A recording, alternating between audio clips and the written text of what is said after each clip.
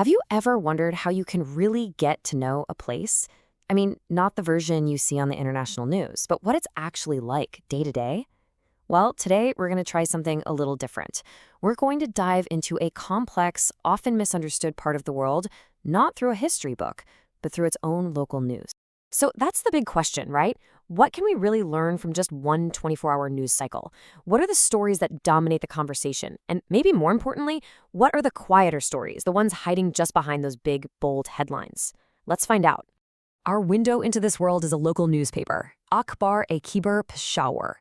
Think of it as a direct line into what people are reading, talking about, and thinking about on this one specific day. It tells us what's on their minds, from the front page all the way to the back. Okay, so maybe not surprisingly, the first thing that just jumps right off the page is the constant looming shadow of conflict. The headlines are packed with stories of security operations and violence. This is the narrative many of us already know, and the local news confirms that, yep, it's a daily reality. And when you dig into the details, you see this isn't just one single battle. It's a whole series of separate incidents spread out over a huge area. You've got an intelligence operation over in Panjgor, clashes involving locals in Laki Marwat, and major actions down in Kalat and Koli. Each of these lines represents a violent life-or-death situation. And if you add it all up from just these main operations, you get one single stark number: 23. That's the total number of alleged militants reported killed in just these 4 incidents, on just one day. It's a figure that just cuts right through the noise, you know? It really shows you the intensity of it all.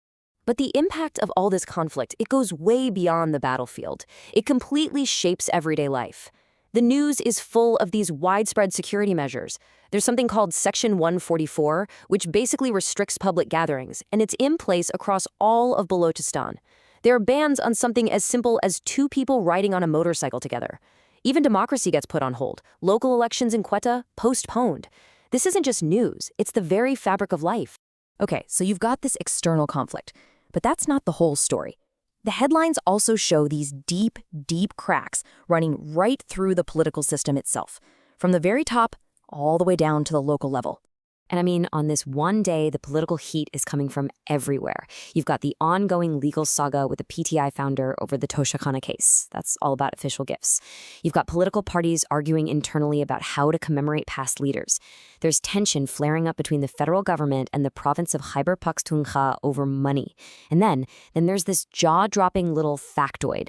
A report claims that 70 out of the 92 members of the ruling party in the provincial assembly are actually wanted by federal police. 70. So, is that it then? A story of nothing but conflict and political chaos? Well, if you only read those big, bold headlines, you might think so. But here's where it gets really interesting. If you look just a little closer, a completely different and way more resilient picture of life starts to come into focus. Let's just go back to this one headline for a second. Security Forces Operation in Penjur. 4 terrorists killed. It's blunt, it's impersonal, it speaks to a very harsh reality. Okay, pretty grim, right? But then, in the very same newspaper, on the very same day, you find this. A really personal, reflective quote from a famous actress, Atika Odho, talking about her childhood. And that's the whole point, isn't it? The public world of conflict and the private world of family and memory, they're sharing the exact same space. And this isn't just a one-off thing. The paper is also celebrating the life of a local artist, it's mourning a well-respected community leader, it's announcing a poetry event, a trilingual one, in Peshawar, and it's following the national excitement for a huge cricket final. Art, community, sports, they're not just surviving here. They are an active, newsworthy part of everyday life. So the other thing the news makes really clear is that this region is not some isolated bubble. Not at all. It's sitting right at a crossroads of international diplomacy, rivalry, and opportunity. Its gaze is fixed just as much outward as it is inward. And nothing captures this better than the complex relationship with its neighbor, India. On the exact same day, the paper is covering 2 completely different kinds of showdowns. On one hand, you've got the sports pages buzzing with excitement for a classic cricket rivalry. But on the other hand, in the news section, you've got a story about real political tension, with Pakistani fishermen being arrested. Both of these things are true at the same time. The paper also runs this really striking opinion headline, and I'm just going to read it as it's written. It says, 2025. A year of shameful failures and worst diplomatic humiliation for Indian foreign policy. Now, we're just showing this as it appears in the source to give you a sense of the strong, critical viewpoints on international relations that are part of the daily media diet for readers there. And the international lens is super wide. You've got reports on high-stakes diplomacy with Afghanistan happening in Tehran, stories about the global migration crisis with a crackdown in Turkey that directly affects Afghans in the region. And then articles on economic hope, like Italy creating a new job quota for Pakistanis. Which brings us all the way back to our original question. After seeing all these different pieces of the puzzle from just one day's news, what is the real story of a place like Peshawar and the areas it covers?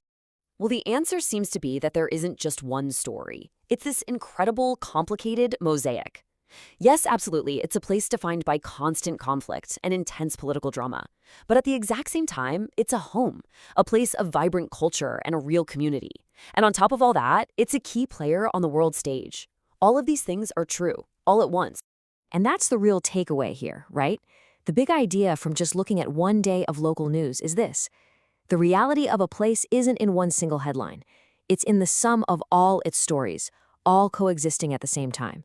The story of conflict and the story of poetry. They aren't two separate things. They're part of the same complex human picture.